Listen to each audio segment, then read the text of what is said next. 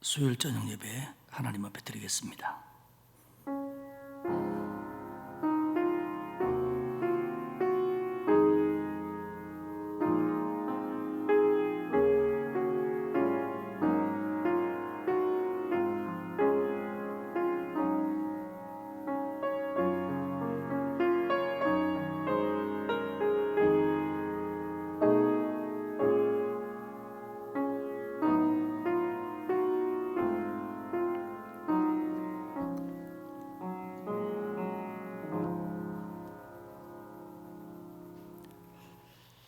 하나님 아버지, 오늘도 수요일 저녁을 맞이해서 예배당에 나오지는 못하지만 각자의 처소에서 예배드리게 하시니 고맙습니다.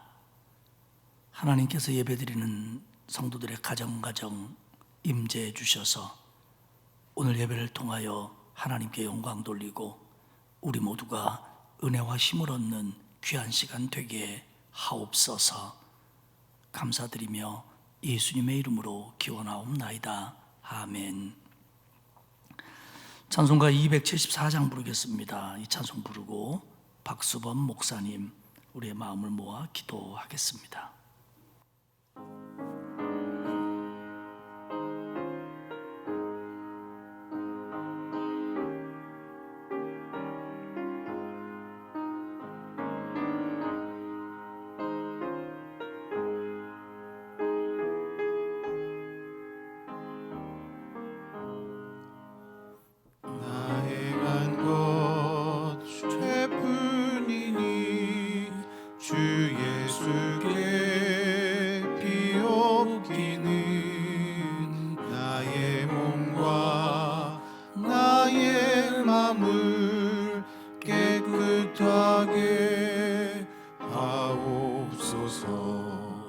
물 가지고 날 씻든지 불 가지고 태우든지 내 안과 밥 다 닦으사 내 모든 죄 멸하소서. 내 어두운 눈 밝히시니 참 기쁘고 고마우나 그보다 더 원하오니 정결한 마음 주옵소서. 물 가지고 날 씻든지 불 가지고 태우든지 내 안과 밥 다 닦으사 내 모든 죄 멸하소서. 정결한 마음 그 속에서 신령한 빛 빛이 오니 이러한 마음 나 얻으면 눈까지도 밝으리라. 물 가지고 날 씻든지 불 가지고 태우든지 내 안과 밥 다 닦으사 내 모든 죄 멸하소서. 못된 행실 다 고치고 악한 생각 다 버려도 주 앞에서 정결타고 자랑치는 못하리라. 물 가지고 날 씻든지 불 가지고 태우든지 내 안과 밥 다 닦으사 내 모든 죄 멸하소서.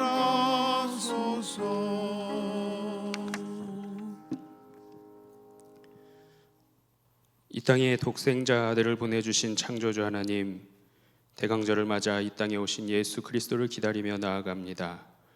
코로나19 2.5단계 격상으로 인하여 비록 온라인 예배로 드리지만 예배 자리 사모하여 지키게 하심을 감사드립니다. 이 시간 드리는 예배 가운데 함께 하시어 찬송과 영광을 홀로 받아 주옵소서. 아멘. 지난 3일 동안도 주님께서 인도하시고 보호하시고 지켜주셔서 이 시간 주님 앞에 나와 예배드리오니 기쁘게 받아주시고 우리들의 모든 허물과 죄악을 주님께 고백하오니 용서하여 주시사 주님의 영광을 드러내게 하옵소서. 아멘. 사랑의 하나님, 모든 성도들이 이 어려운 시간을 지내며 믿음 흔들리지 않도록 도와주시기를 소망합니다. 이전보다 더 굳건한 믿음으로 주님 예배하며 사모하는 심령들 되게 하여 주시옵고 날마다 성령 충만함 가운데 살아가게 하여 주옵소서. 아멘. 주님의 은혜의 울타리 안에 머물러야만 이 악한 세상을 이겨낼 수 있음을 기억하게 하시고 오직 예수님의 이름으로 형통한 삶을 살아가게 하여 주옵소서. 아멘. 날마다 우리의 입술로 주님의 이름을 부르게 하시고 찬양케 하시고 증거할 수 있도록 주님 우리의 마음을 붙잡아 주옵소서. 또한 은혜를 부어주시는 하나님을 찬양합니다. 이 시간 함께 모여 예배드리지 못하는 우리 모두의 마음을 헤아려 주시사 각자의 처소에서 예배드리는 이 시간 주님의 보혈의 은혜를 기억하며 기도하게 하시고 충만한 말씀의 능력을 체험하는 귀하고 복된 시간 삼아 주시옵소서. 그리하여 말씀의 능력을 힘입어 어렵고 고단한 시대이지만 더 어려운 이웃들을 돌보게 하시고 함께 고통을 나누는 거룩한 주의 백성 삼아 주시옵소서.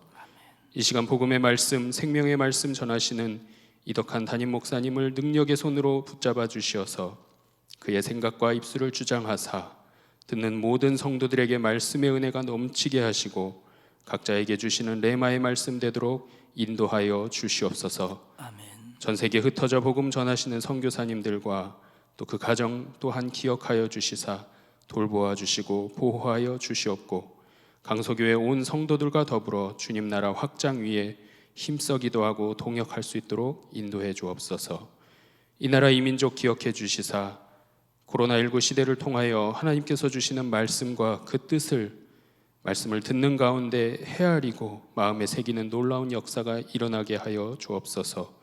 우리 모두의 마음과 시선이 오직 예수 그리스도께만 집중되기를 원합니다. 주님 홀로 영광 받아 주옵소서. 예배를 통하여 승리케 하실 우리 주 예수 그리스도의 이름으로 기도드리옵나이다. 아멘.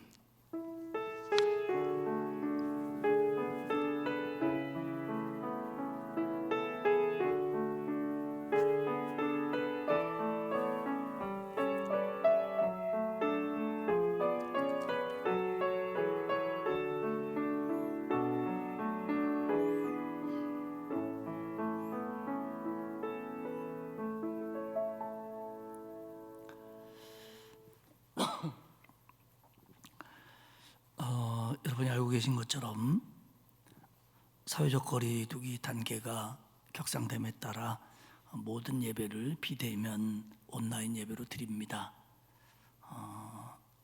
마음이 무겁고 속상하지만 여러분들 기억하시고 예배 소홀히 하지 않고 가정에서 온라인 예배로 꼭 참여해 주시기를 바랍니다.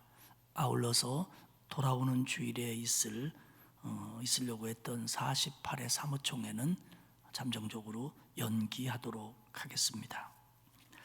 하나님의 말씀 에스라 10장입니다. 에스라 10장 1절에서 17절까지 우리 한 절씩 교독하겠습니다. 제가 가지고 있는 성경으로는 구약성경 723페이지입니다. 에스라 10장 1절에서 17절 말씀까지 한 절씩 교독하도록 하겠습니다. 에스라가 하나님의 성전 앞에 엎드려 울며 기도하여 죄를 자복할 때에 많은 백성이 크게 통곡하며 이스라엘 중에서 백성의 남녀와 어린아이의 큰 무리가 그 앞에 모인지라. 엘람 자손 중 여히엘의 아들 스가냐가 에스라에게 이르되 우리가 우리 하나님께 범죄하여 이 땅 이방 여자를 맞이하여 아내로 삼았으나 이스라엘에게 아직도 소망이 있나니 곧 내 주의 교훈을 따르며 우리 하나님의 명령을 떨며 준행하는 자의 가르침을 따라 이 모든 아내와 그들의 소생을 다 내보내기로 우리 하나님과 언약을 세우고 율법대로 행할 것이라. 이는 당신이 주장할 일이니 일어나소서 우리가 도우리니 힘써 행하소서 하니라. 이에 에스라가 일어나 제사장들과 레위 사람들과 온 이스라엘에게 이 말대로 행하기를 맹세하게 하며 무리가 맹세하는지라. 이에 에스라가 하나님의 성전 앞에서 일어나 엘리야십의 아들 여호하난의 방으로 들어가니라. 그가 들어가서 사로잡혔던 자들의 죄를 근심하며 음식도 먹지 아니하며 물도 마시지 아니하더니 유다와 예루살렘에 사로잡혔던 자들의 자손들에게 공포하기를 너희는 예루살렘으로 모이라. 누구든지 방백들과 장로들의 훈시를 따라 3일 내에 오지 아니하면 그의 재산을 정몰하고 사로잡혔던 자의 모임에서 쫓아내리라 하매. 유다와 베냐민 모든 사람들이 3일 내에 예루살렘에 모이니 때는 9째 달 20일이라. 무리가 하나님의 성전 앞 광장에 앉아서 이 일과 큰 비 때문에 떨고 있더니 제사장 에스라가 일어나 그들에게 이르되 너희가 범죄하여 이방 여자를 아내로 삼아 이스라엘의 죄를 더하게 하였으니 이제 너희 조상들의 하나님 앞에서 죄를 자복하고 그의 뜻대로 행하여 그 지방 사람들과 이방 여인을 끊어버리라 하니 모든 회중이 큰 소리로 대답하여 이르되 당신의 말씀대로 우리가 마땅히 행할 것이니이다. 그러나 백성이 많고 또 큰 비가 내리는 때니 능히 밖에 서지 못할 것이요 우리가 이 일로 크게 범죄하였은즉 하루 이틀에 할 일이 아니오니 이제 온 회중을 위하여 우리의 방백들을 세우고 우리 모든 성읍의 이방 여자에게 장가든 자는 다 기한의 각 고을의 장로들과 재판장과 함께 오게 하여 이 일로 인한 우리 하나님의 진노가 우리에게서 떠나게 하소서 하나. 오직 아사엘의 아들 요나단과 디과의 아들 야스야가 일어나 그 일을 반대하고 무슬람과 레이 사람 삽부대가 그들을 돕더라.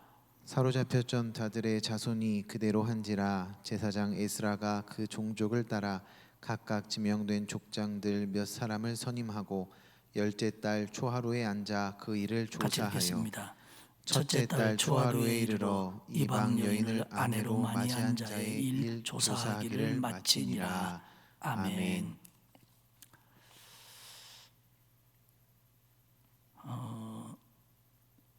이렇게 되지 않기를 참 많이 바랬는데 또다시 코로나가 너무 많이 확산되어서 온 성도들이 교회에 나오지 못하고 가정에서 온라인 예배로 드리게 됐습니다. 참 마음이 무겁고 또 착잡한 심정입니다. 하지만 그 하루 중에 밤중에 가장 어둠이 짙을 때는 해 뜨기 직전이라고 그럽니다. 어두우면 어두울수록 새벽이 가까이 오고 있는 거죠. 그러니까 이렇게 심해지지만 이제 코로나가 종식되고 정말 마스크를 벗고 마음껏 찬양할 날이 다가오고 있다라고 믿습니다. 여러분들 속상해하지 마시고 실망하지 마시고 더 기도하시고 또 조심도 하시고 또 이때 주신 하나님의 은혜들을 기대하면서 우리 잘 이겨내시고 다시 예배당에 모여서 함께 예배할 날에 만날 수 있도록 그렇게 해주시기를 바랍니다. 그 에스라 9장 10장의 얘기는 포로에서 돌아온 이스라엘 백성들이 또 그 자손들이 이방 여인과 결혼했던 문제들을 다루고 있습니다. 이 문제는 그 에스라의 회개와 애통함으로 시작해서 결국 이스라엘의 모든 사람들이 이방 여인과 결별을 선언하고 이스라엘의 정체성과 신앙을 지키는 것으로 마무리가 됩니다. 오늘을 살아가는 우리들의 입장에서 보면 이 내용이 좀 깊이 와닿지 않을 수도 있고 또 현실적이지 않을 수도 있습니다.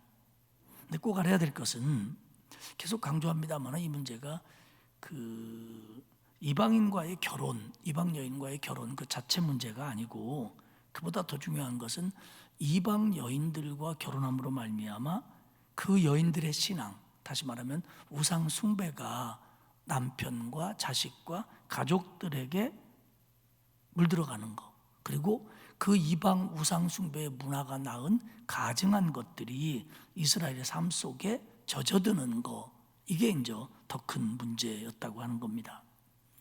사실 북왕국 이스라엘이 아수르에게 망하고 남왕국 유다가 바벨론에가 망하고 예루살렘과 유다 사람의 많은 사람들이 바벨론으로 포로로 끌려간 이유가 결국 뭡니까?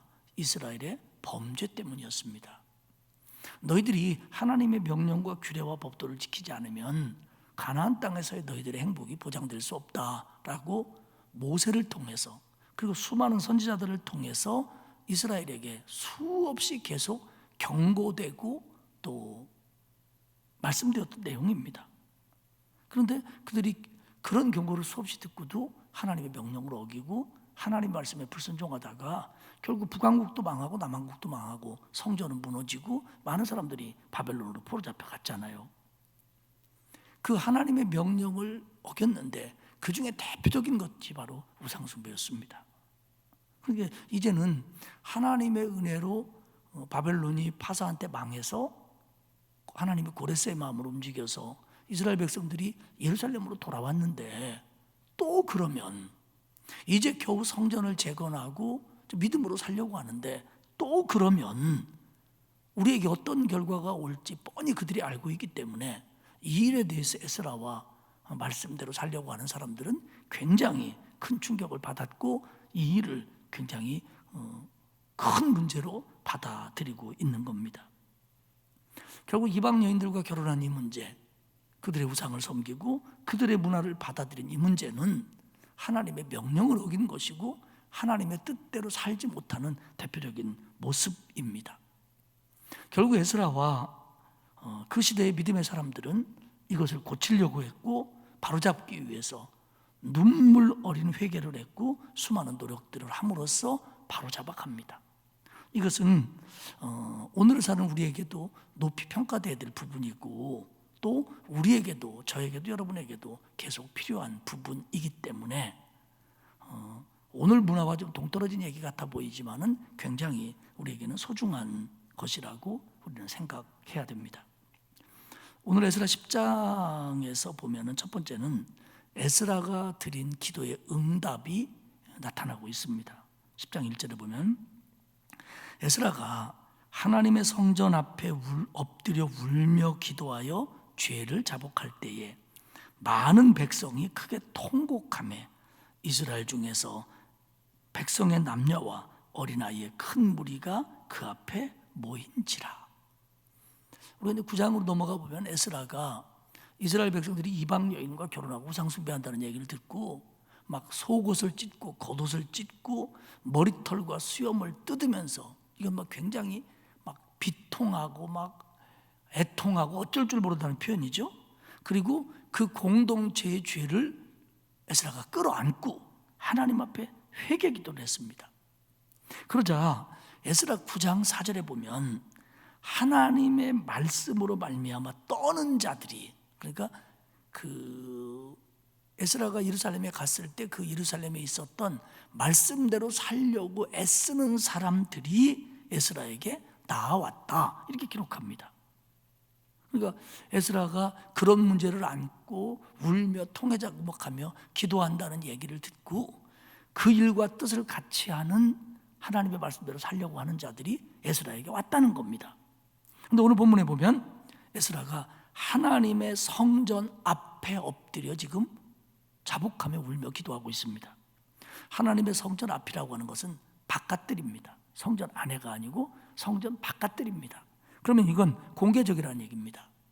결국 에스라는 그들의 죄악을 품고 하나님 앞에 회개하고 있지만 사실은 공개적으로 몸으로 행동으로 이스라엘에게 말하고 있는 겁니다. 그래서 어떤 신학자들은 에스라의 기도는 곧 설교였다, 이렇게 설명하는 사람도 있습니다. 그러니까 바깥들에서 에스라가 막 옷을 찢으며 머리를 뜯으며 막 통곡하며 회개 기도를 하니까 그게 왜 그러는지 소문소문 나게 됐고 그 생각과 뜻을 같이 한 사람들, 말씀으로 떠는 자들, 말씀을 지키려고 하는 자들이 에스라 곁으로 왔다는 겁니다. 그렇게 모여들기 시작하더니 그 결과로 이스라엘 중에 남녀와 어린아이의 큰 무리가 그 앞에 모인지라. 그러니까 결국 이스라엘의 죄악으로 인해서 애통하고 슬퍼하는 사람들, 또 말씀을 지키려고 하는 사람들, 그들이 하나둘씩 모여들어서 제법 많은 사람이 됐다라고 하는 겁니다. 근데 2절에 보면 그 중에 스가냐라고 하는 사람이 등장합니다. 엘람 자손 중 여히엘의 아들 스가냐. 우리가 알고 있는 스가랴하고는 다른 사람이죠. 이 사람은 아마 그 말씀을 지키려고 하는 사람들, 그리고 에스라의 얘기를 듣고 에스라 곁에 왔던 사람들 중에 어느 정도 위치를 갖고 있는, 리더십을 가지고 있는 이런 사람으로 봅니다. 근데 이 엘람 자손 중에 하나라고 그랬는데, 엘람 자손은 세스바살과 스룹바벨이 이스라엘 백성을 바벨론에서 1차 포로교환 때 그들이 이끌고 처음 올 때 왔던 가문 중에 하나가 엘람 자손입니다. 무슨 얘기냐면, 지금 이 스가냐라고 하는 사람 1차 포로귀환 때 왔던 가문의 사람입니다.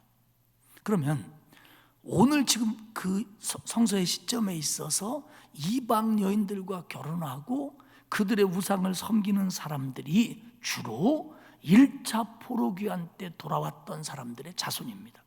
그러면 스가냐는 아니지만 스가냐의 가족들 중에서, 혹은 친척들 중에서, 혹은 그때 같이 온 사람들 중에서 지금 이런 짓을 하고 있었다고 하는 겁니다. 그렇기 때문에 스가냐도 지금 많은 1차 포로귀환 때 돌아왔던 사람의 자손들이 이방 여인들과 결혼해서 우상 숭배하는 걸 자기와 동떨어진 문제로 말하지 않고 결국 에스라처럼 그것을 자기 문제로 끌어안습니다. 그래서 뭐라고 이렇게 얘기해요. 에스라에게 이르되, 2절이죠. 우리가 우리 하나님께 범죄하여 이 땅 이방 여자를 맞이하여 아내로 삼았으나 이스라엘에게 아직도 소망이 있나니. 이 부분만 딱 떼놓고 보면 이 엘람 자손 중에 하나였던 스가냐도 마치 이방 여인과 결혼해서 죄를 지은 것처럼 보입니다. 이 본문만으로 보면. 그러나 그는 그렇지는 않은 사람입니다. 결국 자기 친척, 자기와 같이 돌아온 이스라엘 백성의 죄를 자기 죄로 끌어안는 겁니다. 제가 그 에스라를 얘기하면서도 그랬잖아요. 잘못을 지적하고 저놈들은 저런데 나는 아닙니다, 이렇게 하는 입장이 아니고, 그게 내 죄고 그게 우리의 죄고 이게 하나님 앞에서 우리 백성의 죄입니다라고 에스라도 끌어안는 것처럼 오늘 스가냐도 끌어안고 있다는 거예요. 스가냐는 사실 더 구체적이죠. 자기 가까운 사람들의 범죄니까. 여기서 우리가 우리 하나님께 범죄하여라고 하는 이 말은 언약 위반이라는 뜻입니다. 그러니까 하나님의 백성이 하나님하고 세운 언약이 있는데 그걸 우리가 위반했습니다. 사실은 우상 숭배는 하나님과 하나님의 백성이 세운 언약 가운데 가장 큰 위반이죠. 우리가 이거 위반했습니다. 그러면서 인정을 하는 거예요. 이게 정말 에스라가 옷을 찢고 머리를 뜯을 정도로 큰 잘못입니다 라고 인정을 합니다. 그리고는 에스라에게 얘기합니다. 아직도 소망이 있습니다. 아직도 소망이 있습니다.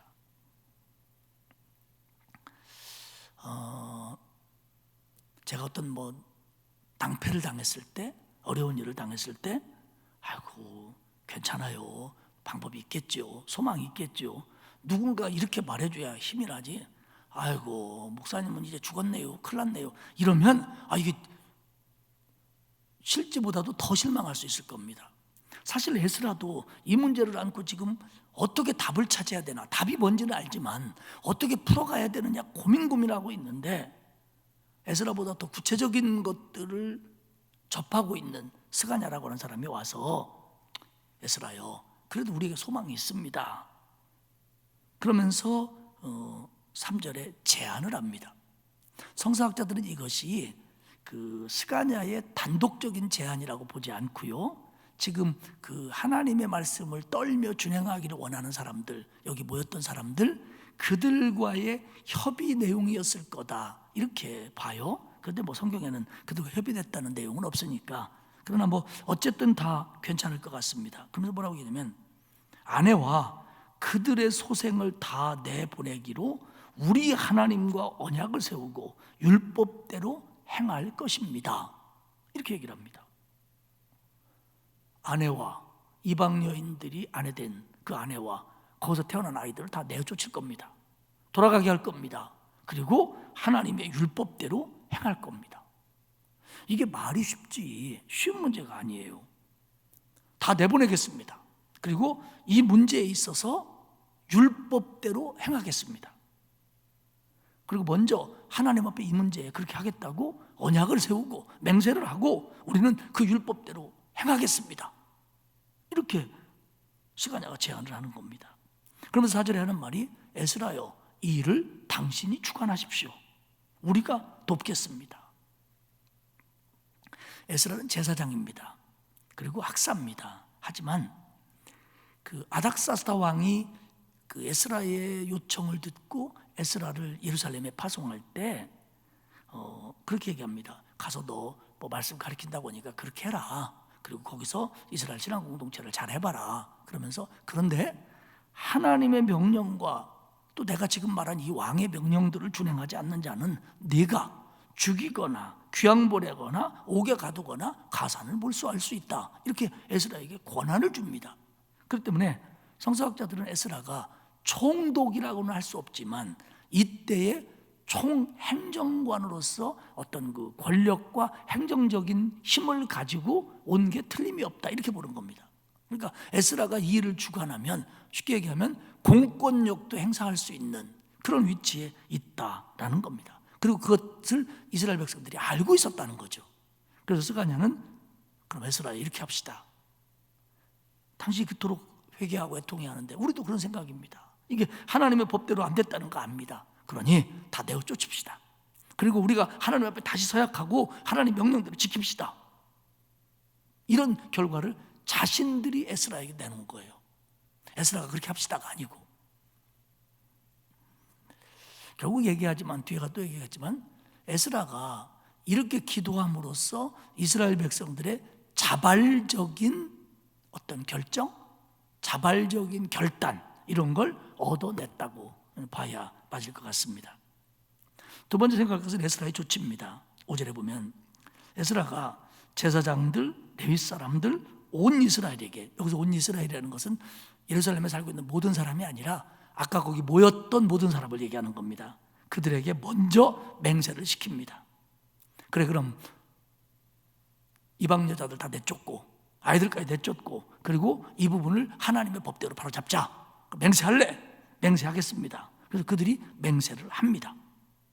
그리고 6절에 보면 엘리아십의 아들 여호하난의 방으로 들어갑니다. 그 무리를 떠나서 이 사람의 방으로 가는데 이 방이 이 사람이 제사장 가문의 한 사람이었을 걸로 봅니다. 그러니까 그 어떤 성전에 붙어 있는 혹은 가까운 어떤 골방으로 들어간 겁니다. 기도하기 위해서. 그래서 거기서 다시 에스라는 죄를 근심하여 음식도 먹지 않고 물도 마시지 아니하더니. 지금 에스라의 고뇌는 굉장히 진지하고 깊고 무겁습니다. 지금 와서 그렇게 하자고 얘기했고 또 거기에 왔던 제사장이나 레위인이나 모인 사람들이 그렇게 하자고 맹세를 했어요. 그런데 물론 맹세한 사람들이 이 죄를 다 자기의 죄로 여기고 끌어안고 자기 문제로 알고 해결하자 이렇게 가고 있지만 사실은 그 일을 해야 될 사람들은 이 사람들이 아니고 다른 사람들입니다. 실제로 결혼한 사람들. 물론 여기 모인 사람들 중에서 이방인과 결혼한 사람은 한 사람도 없다 이렇게 볼 수는 없겠지만 이들은 글자 그대로 하나님의 말씀대로 살려고 했던 사람이고 결혼 안 했던 사람이라고 보는 게 맞을 것 같아요. 근데 이들이 자기 친척의 문제고 자기 형제의 문제고 때로는 자기 자식의 문제니까 끌어안고 이거 해결하고 갑시다 맹세했습니다. 하지만 이것이 열배로 나타나기까지는 사실은 많은 어려움들이 있을 거라는 걸 에스라는 알고 있는 겁니다. 그러니까 에스라가 다시 사실은 뭐 그들이 맹세하고 내쫓았다면 끝난 것처럼 보이잖아요. 근데 그게 아니거든요. 그렇기 때문에 또 가서 금식하고 울며 그 골방에 가서 기도하고 있는 겁니다. 그렇게 기도한 다음에 7절과 8절에 이렇게 봅니다. 유다와 예루살렘에 사로잡혔던 자들의 자손들에게 공포한다. 너희들은 예루살렘으로 모여라. 이제 다 모이라는 겁니다. 아마 남자들만 모였겠죠. 결혼한 남자들. 이제 다 모이라는 거예요. 이걸 에스라의 예루살렘 성회라고 부릅니다. 에스라가 이제는 다 모여라. 예루살렘으로 다 모여라. 그러면서 8절에 3일 시간을 주겠다. 3일 내에 모이지 않으면 재산을 정몰하고 재산 다 뺏고 이스라엘 공동체에서 쫓아내겠다. 공권력으로 얘기를 하는 겁니다. 아까 말씀드린 것처럼 아닥사스다 왕이 부여한 권한이 에스라에게 있었기 때문에 이게 가능합니다. 그런데 우리가 잊지 말아야 될 것은 에스라가 오자마자 공권력을 가지고 이 일을 해결할 게 아니라, 왜냐하면 신앙의 문제는 억지로나 공권력으로 해결할 수 있는 문제가 아니거든요. 그렇기 때문에 에스라는 충분히 기도하고 하나님의 응답을 얻고, 그리고 그 다음에 자기가 가지고 있는 하나의 수단이라고 할 수 있죠. 이런 공권력도 그걸 통해서 이 일을 바로잡으려고 지금 하고 있다라고 하는 겁니다. 이게 이제 기도 응답 후에 에스라가 취한 조치들입니다. 세 번째로는 예루살렘 성회입니다.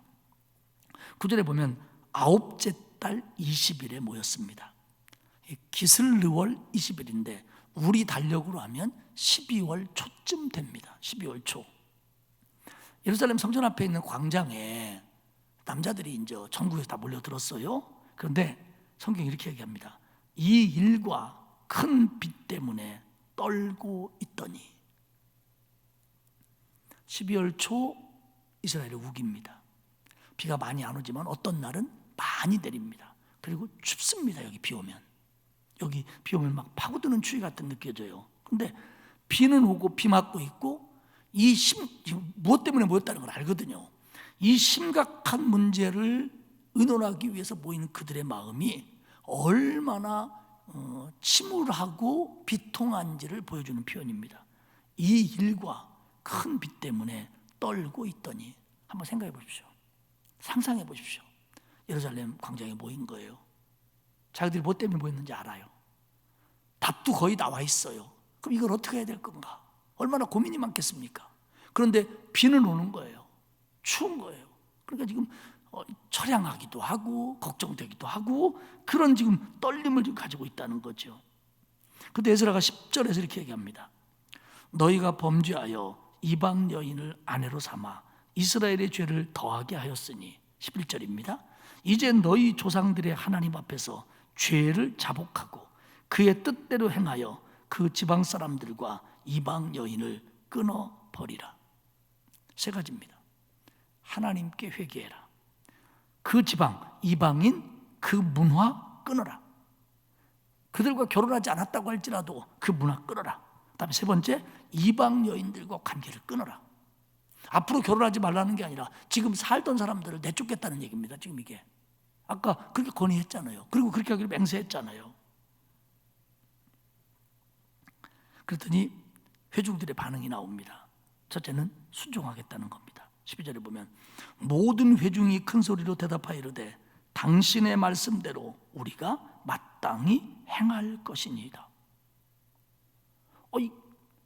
너무 의외의 결정이 나오는 거예요. 의외의 결정은 아니지만 어떻게 보면 이 문맥만 가지고 보면 쉽게 해결이 되는 거예요. 쉬운 건 아니었겠죠. 이방 여인들을 내보내겠다는 거예요. 사는 여자를 내보내겠다는 거예요. 때로는 그들이 첩일 수도 있지만 그 여자 하나만 부인인 사람도 있어요. 자식도 있고요. 내보내겠다는 겁니다. 하나님의 뜻대로. 이게 쉽게 결정할 수 있는 일이 아닌데 결국 이 에스라가 기도하고 하나님이 역사하시고 감동을 주시고 이스라엘을 불쌍히 여기사 이런 결론이 그들에게 나왔다는 거예요. 이런 결론이 그들에게 나왔다는 거예요. 순종하겠습니다. 두 번째 반응은 뭐냐면 그 대신 시간을 좀 갖고 합시다. 13절에 보면 이게 하루 이틀에 할 일이 아닙니다. 14절에 보면 방백을 세우고 이방 여인들에게 장가든 자들은 다 고을의 장로들과 재판장들과 함께 오게 하여 이 일로 인한 우리 하나님의 진노가 우리에게서 떠나게 하소서 하자. 쉽게 말하면 이 문제를 풀어가기 위해서 이 일을 맡을 사람, 전담반을 둡시다. 예루살렘에. 그게 뭐냐면 방백이라고 표현하죠. 예루살렘에 전담반을 두고 이방 여인에게 장가든 사람은 와서 여기서 심사를 받자, 조사를 하자. 그런데 혼자 오지 말고 그 고을의 장로들, 그러니까 고을의 유지들, 어른들, 덕망 있는 분들과 함께 오고 그 고을의 재판장 역할을 하는 사람도 오게 하자. 그래서 이 방백들에게 판단을 받아보자, 이런 얘기입니다. 심사를 하자는 겁니다. 심사를. 이 심사 부분에 대해서는 잠시 뒤에 다시 한번 얘기를 하겠습니다. 그렇게 하자는 겁니다. 이게 이제 그때 모이는 회중들의 반응이에요. 그렇게 하겠습니다. 회개하고 이방인을 내쫓고 이방 문화 끊겠습니다. 그런데 시간을 가지고 방백들에게 우리가 심사를 좀 받을 수 있도록, 그리고 그 심사에 대해서 증거할 수 있도록 고을의 성읍의 장로들하고 그리고 재판장들도 같이 오게 해주십시오. 그렇게 하자. 근데 15절에 보면 오직 아사엘의 아들 요나단과 디그와의 아들 야스야가 일어나 그 일을 반대했다는 겁니다. 그리고 무슬람과 레위 사람 삽부대가 그들을 돕더라. 그러니까 요나단, 야스야, 무슬람, 삽부대가 대표로 이 일을 반대했다는 겁니다. 반대한 건 맞아요. 그런데 이제 무엇을 반대했느냐에 대해서는 성사학자들이 조금 의견이 다릅니다. 첫 번째 의견은 우리가 보고 있는 것처럼 이방 여인을 내쫓는 걸 반대한 것처럼 보여집니다. 이방 여인을 내쫓고 그들 문화를 끊자를 반대한 것처럼. 근데 그건 아닙니다. 이 사람들은 신실한 믿음의 사람이라는 게 뒤에도 이제 설명이 됩니다. 아닙니다. 뭘 반대한 거냐면 방백들을 세우고 마을에서 장로들이 오고 재판장이 오고 조사하고 이러려면 시간 걸린다. 그럼 이거 하나님 앞에 우리가 바른 게 아니다. 그러니 지금 즉시 다 내쫓자. 빨리 내쫓자. 각자 가서 내쫓자. 이렇게 반대했다는 거예요. 시간의 속도를, 일을 해결하는 방법에 대해서 반대했다는 겁니다. 성사학자들 대부분은 이 해석에 동조합니다. 그리고 그게 맞을 것 같습니다. 하지만 사실 여기 있는 이 사람들도 그 에스라를 돕는 사람들이거든요. 그런 의견, 어쩌면 그 의견이 더 순수하고 더 하나님 앞에서 바로 서려고 하는 노력이 많은 의견이라고 볼 수도 있을 수도 있어요. 그런데 그 의견이 이제 덮어지고 처음 나온 대로 시간을 갖고 조사해서 해결하도록 하자가 통과가 됩니다. 그래서 16절과 17절에 보면 열째 달 초하루부터 첫째 달 초하루까지 3개월간 이 일을 조사를 했습니다. 그러니까 방백들이 예루살렘에 있고 지방에서 이방 여인과 결혼한 남자와 그 성읍의 장로와 그리고 재판장들이 와가지고 하는 겁니다. 우리가 읽지는 않았습니다만은 18절에서부터 44절까지 보면 그렇게 조사해서 이방 여자들을 아내로 맞아 이방 여인을 내쫓아야 되는 대상자들, 내쫓은 대상자들의 명단이 쫙 나옵니다. 이게 합격자 명단에 들어야지, 이런 명단에 들으면 참 이게 참 속상한 일이죠. 그런데 그렇게만 볼 것도 아니라 이들은 정말 결단해서 끊어낸 사람들의 명단입니다. 18절에서 20절, 21절, 22절까지 보면 특히 제사장들 중에서 누구가 그렇게 했다. 제법 많습니다. 제가 한번 쉬어봤어요. 17명입니다. 맞습니다. 그리고 19절에 보면 맹세했다는 거예요. 그들이 아내를 내보내기로 맹세했고 그 죄로 말미암아 순양 한 마리를 속건제로 드렸다. 회개의 제사를 드리는 거예요. 정말 회개하고 내보내기로 맹세했습니다.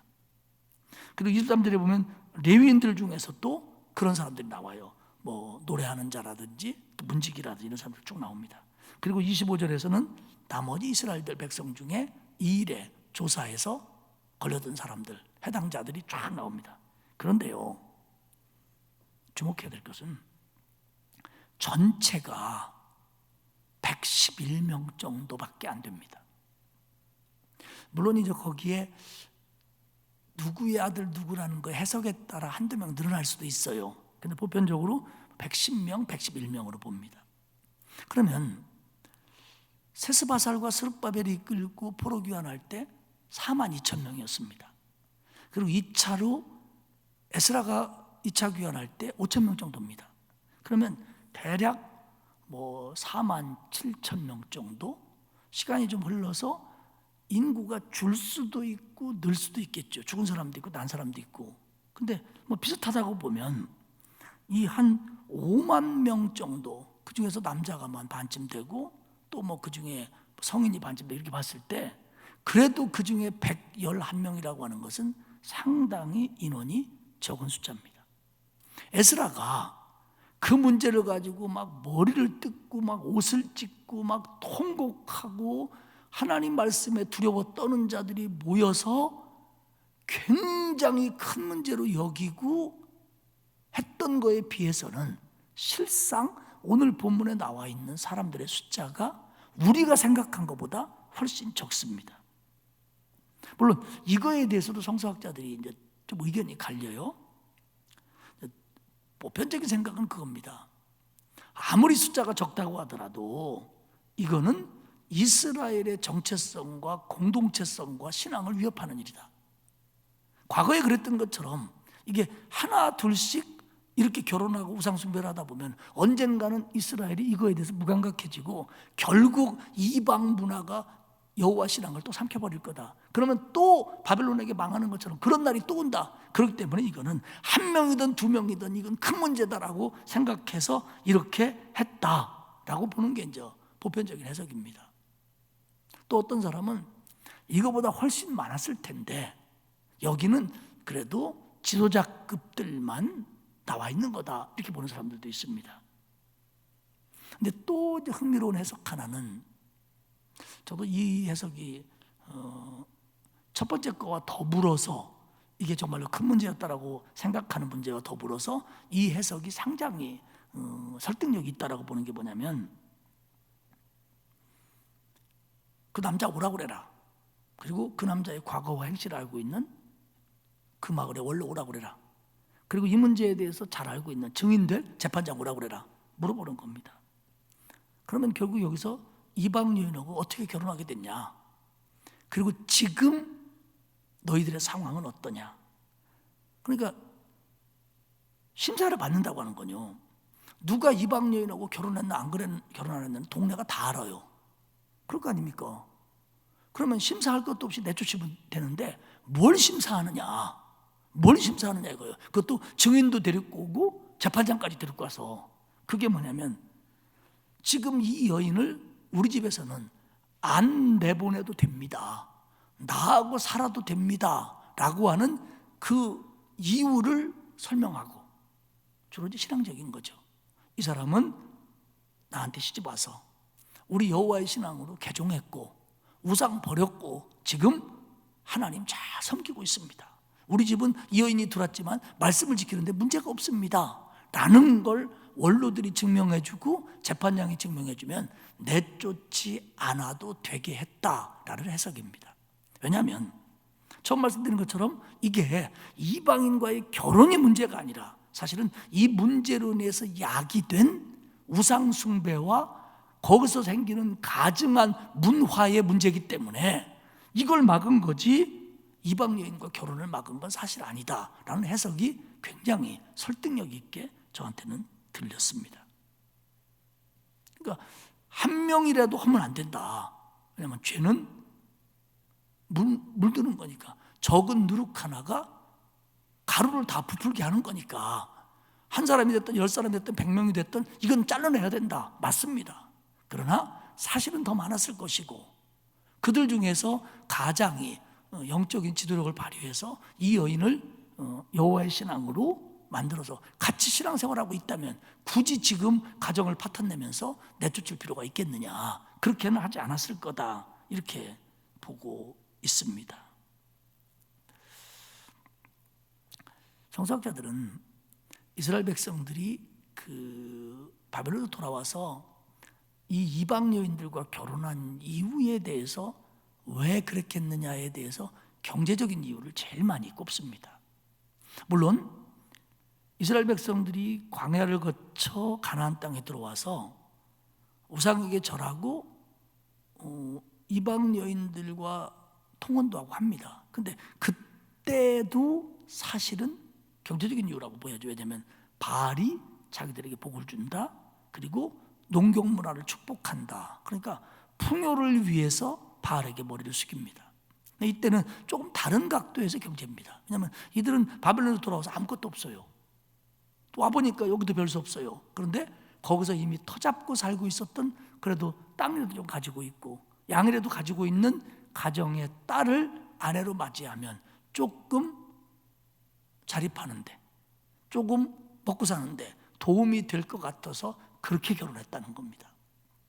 결국 경제적인 문제가 말씀이나 신앙적인 문제보다 더 앞섰기 때문에 이런 결과가 왔다라고 그들은 얘기를 합니다. 말씀을 정리하겠습니다. 결국 이스라엘 백성들은 바벨론에서 돌아와서 성전을 재건하다 방해도 받고 뭐 그러면서 직후하지만 사실은 내부적으로 이런 문제와 부딪혔습니다. 그런데 이 에스라와 많은 하나님의 말씀대로 살려고 하는 사람들의 노력으로 인해서 이 문제가 해결이 되지요. 그래서 이스라엘 백성들이 죄와 단절합니다. 회개하고 하나님께 다시 맹세하고 그리고 그것을 행동으로 옮깁니다. 에스라는 이 일을 강압적으로 하지 않았고 공권적으로 하지 않았고 스스로 결정할 수 있도록 기다리면서, 그러나 자기 문제로 끌어안고 하나님 앞에 기도합니다.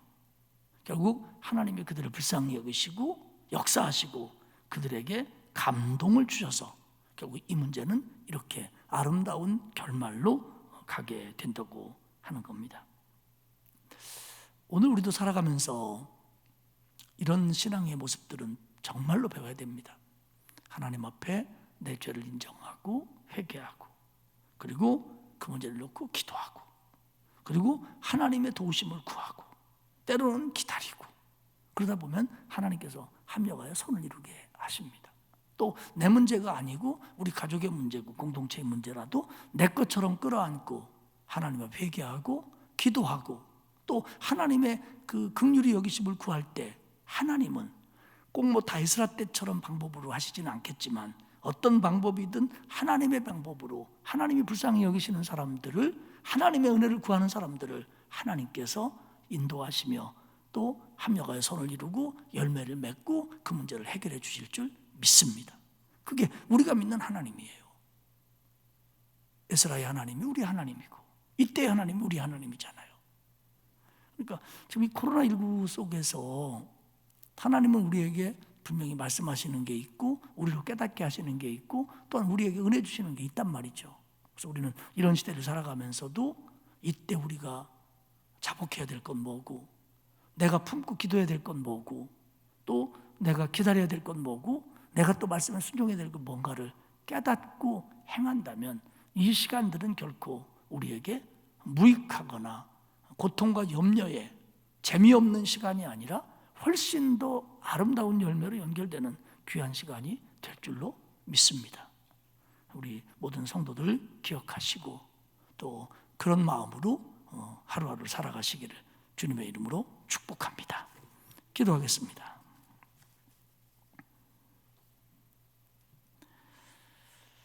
하나님 아버지 감사합니다.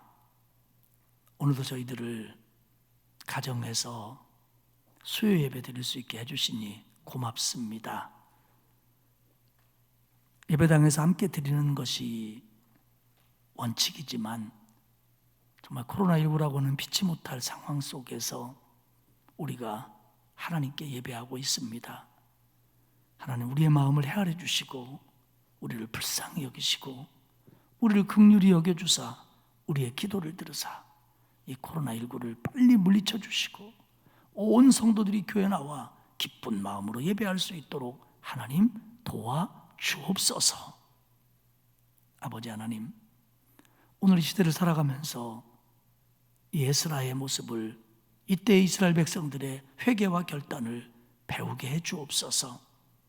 나의 죄든 공동체의 문제든 정말 내가 끌어안게 하시고 하나님 앞에 통회 자복하며 회개하고 기도하며 기다림으로 말미암아 또 행동함으로 말미암아 하나님께서 보여주시는 합력하여 선을 이루는 결과 그 열매들을 따게 하옵소서. 하나님 간절히 빕니다. 우리 성도들 오늘도 지켜주시고 또 내일부터 시작되는 하루하루 코로나19로부터 보호해 주시고 방패되어 주시고 지켜주시며 보호막이 되어 주시고 때로는 피할 길을 열어주시어서 우리 성도들 한 사람도, 가족들 한 사람도 코로나19로 어려움 당하지 않도록 하나님이 지켜주옵소서. 또 성도들의 직장과 사업에 하나님 함께해 주셔서 이 어려운 때에 잘 이겨낼 수 있도록 하나님 도와주시고 또 연로하신 어른들, 병약한 성도들 지켜주시고 공부하는 자녀들, 또 입시, 취업 등을 풀어가야 될 자녀들에게 하나님 은혜와 복을 내려 주옵소서. 믿사옵고 예수님의 이름으로 기도드리옵나이다. 아멘. 주기도문으로 마치도록 하겠습니다. 하늘에 계신 우리 아버지, 아버지의 이름을 거룩하게 하시며 아버지의 나라가 오게 하시며 아버지의 뜻이 하늘에서와 같이 땅에서도 이루어지게 하소서. 오늘 우리에게 일용할 양식을 주시고 우리가 우리에게 잘못한 사람을 용서하여 준 것 같이 우리 죄를 용서하여 주시고 우리를 시험에 빠지지 않게 하시고 악에서 구하소서. 나라와 권능과 영광이 영원히 아버지의 것입니다. 아멘.